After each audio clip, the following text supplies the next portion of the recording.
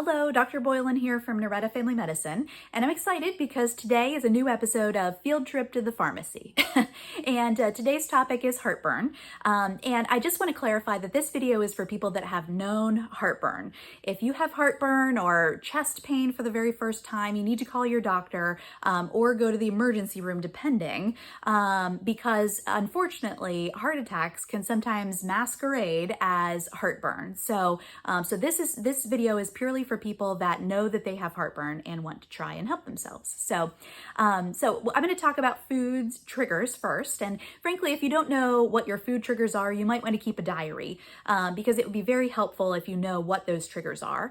And food triggers can include anything from citrus fruits like lemons, limes, oranges, things like that, to spicy foods or fatty foods. Sometimes mints can sometimes trigger heartburn. Certainly smoking is a trigger for heartburn, and unfortunately some medicines are also triggers for heartburn. Certain drinks also can trigger heartburn, like coffee or some carbonated beverages, depending on what it is, can also be a trigger for heartburn. All right, just a few tips for how to treat heartburn or prevent heartburn, really. And the number one tip is don't lay down within several hours after you eat. Gravity helps keep stomach acid into your stomach whenever you're upright. And when you lay down, gravity is taken out of the picture. So you want to make sure that you stay upright if you can for a couple of hours after eating to try and get some of that food past your stomach into your intestines. The second thing is, if this is a chronic problem for you, you can actually elevate the head of your bed 6 to 9 inches. You can buy bed risers or bricks, whatever you can do to elevate the head of your bed. It's not enough for you to roll off the end of the bed on the opposite side, but probably is more ergonomically friendly to elevate the head of your bed as opposed to using a wedge pillow. Because with a wedge pillow, your back's going to be at an odd angle and probably not the best thing long-term for you to be using a wedge pillow anyway. So elevating the head of the bed can be a great solution for this. All right, so let's go to the pharmacy. All right, so here we are in the pharmacy in the Antacids section or aisle. So what I would like to do is go over the 3 different types of heartburn medicines that are in the Antacid aisle and just kind of give you a brief idea of how you can use these. So let's start by going over the first category of heartburn medicine, and that is the Antacid. So if you take a look here, these are some names that you've probably heard of before. And so the 4 ingredients that are typically used in antacids are calcium, magnesium, aluminum, and sodium bicarbonate. And what they do is they help to bind some of the acid in your stomach, as well as change the pH. So that's kind of how it works. And you can imagine that if they do that, then these can be taken when you actually have heartburn. You don't have to, you can take them whenever you start to have symptoms, and they should kick in pretty quickly. They also don't last as long, okay? So if you take a look and just starting with with Tums, that's made out of calcium. Moving down to the Alka-Seltzer products, those have sodium bicarbonate in them. But please be careful whenever you use these, because I just noticed that Alka-Seltzer actually has aspirin in it. I didn't realize that. So you have to be careful because anti-inflammatory medicines like aspirin can actually make heartburn worse, interestingly. So we've got the calcium, the sodium bicarbonate, and then when you look all the way down here, I'm not sure why it's all the way over here, you've got the products that have aluminum. So Mylanta actually has aluminum, and it's in a liquid form, which I kind of like to recommend for folks because it can be used, and it's pretty soothing as it goes down, and it helps to coat the esophagus from the irritation from the acid. So those are the antacids. Now there are also combination products of antacids.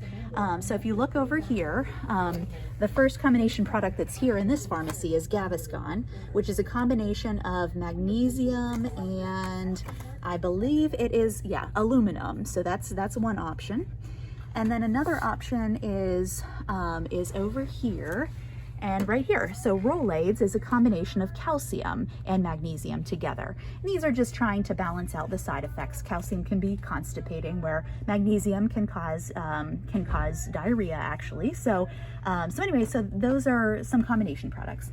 let's now move over into the second category of heartburn medicines. And those are something called H2 blockers. And they're called that because histamine, believe it or not, starts with an H, is actually released in your stomach. And it's one of the triggers for your stomach to produce acid.